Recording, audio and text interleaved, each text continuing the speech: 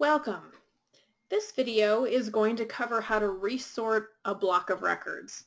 So specifically in your AR and in your inventory, but in other places in the system, your data is in a chain. And when we're in inventory searching for parts, if we're sitting on a part and we press the next button, which is the F2 function key, it's going to take us to the next record in this chain. Whether you're sorting the chain by manufacturer and part number, whether you're sorting it by bin location, is a decision that you made at some point or someone else made when they were setting up the system. That can be changed at any time, but it makes it so that you can access parts appropriately in your inventory by scrolling through this file. In AR, you press the F2 key or the F1 key to go backwards, and you're going to get to the next or the previous account, and that might be sorted by the account number, it might be sorted by the account name, it can be sorted by the phone number, it doesn't matter. So in the system, there are a number of places that you can resort a block of records or resort your records, or you can reconfigure kind of how they line up on the system. So I'm going to go into your Y system utilities, and then if I look at number 7, inventory file utilities, obviously this is only dealing with my inventory, but I can fix record pointers. Now I'm not going to go over fixing record pointers, but this is literally picking and choosing a single part and telling it what it should move forward to and what it should go backwards to. This is something that we only do in dire circumstances because it's a lot of maintenance.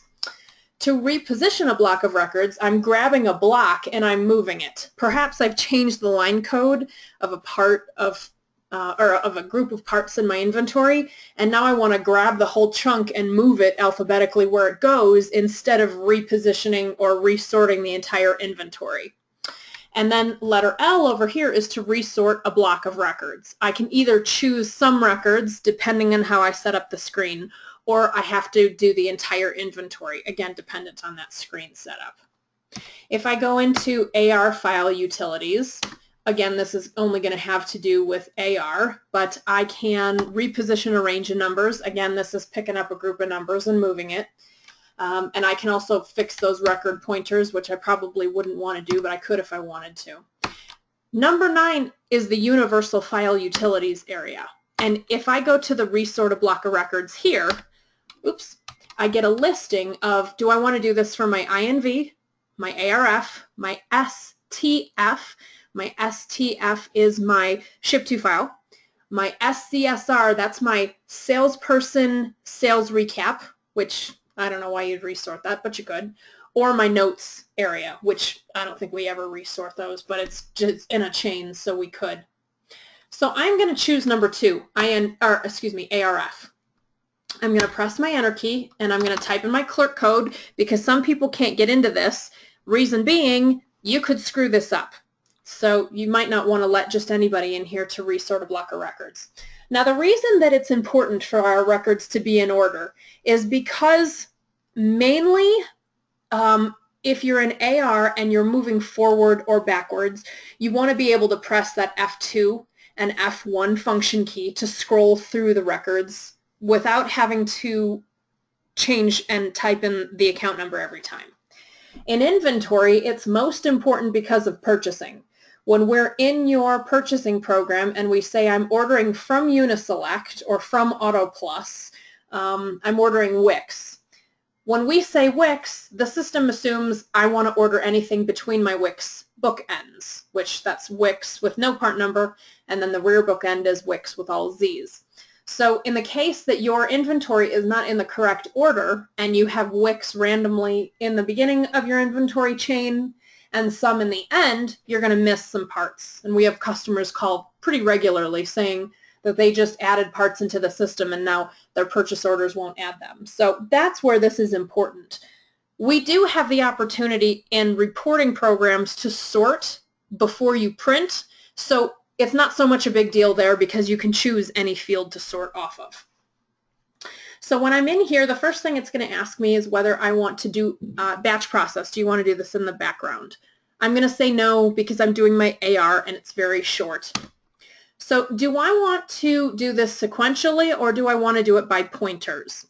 Pointers are meaning that I have a specific record in my inventory that is considered a pointer, and there's probably a number in there.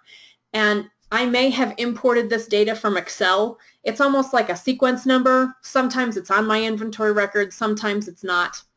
And this, if I choose to do it by pointers, it lets me pick and choose what my range is that I want to resort.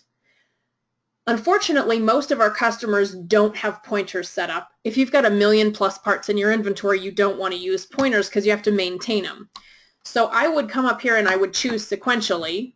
The only problem sequentially being it takes away my area to do this by a range, and I have to choose the whole inventory or the whole AR, so just be aware of that fact. The sort by fields is the next item, and I can sort by, I'm in the AR, so I can sort by the account number. Account number. I could sort by the account name, I could sort by the zip code, and that's sorting by all 3 of those. Most of the time in AR we just choose one, but in inventory you might choose to sort it by manufacturer and part number, and then perhaps bin location or zone. So I'm going to choose in this case that I'm just going to sort by account number. Do I want to sort it ascending or descending? Ascending means when I press the F2 key to move to the right, I'm moving up in my alphabet. Descending means I'm going the other direction. I don't know of any customers that sort in descending order, but you could if you wanted to. And then do you want to use alphanumeric algorithm for the account number sort? This basically means, do you want to count like a human instead of a computer? So computers count 1, 10, 100, 1,000. Humans count 1, 2, 3, 4, 5. So unless you have a specific reason to ignore this or to say no here, I would always say yes. Now it tells me to ensure that I have no integrity errors, and I don't because I've just checked that, but you could always check that, and there is a video on how to check your integrity errors in this collection.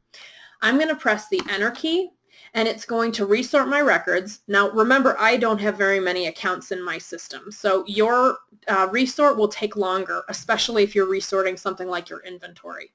And then when I'm completed, it asks me to run my integrity check number 3. So I would escape out. I would go into my integrity checks here.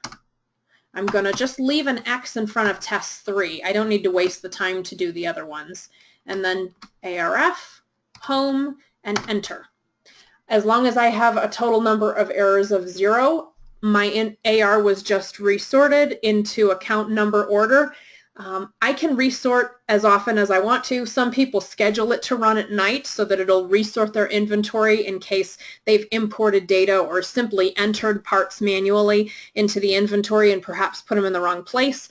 It's also nice to do that with your accounts, even though accounting, it's not such a big deal for your information to be in a correct order in the accounting records, since you can sort any report, statements included, by the account number or the account name.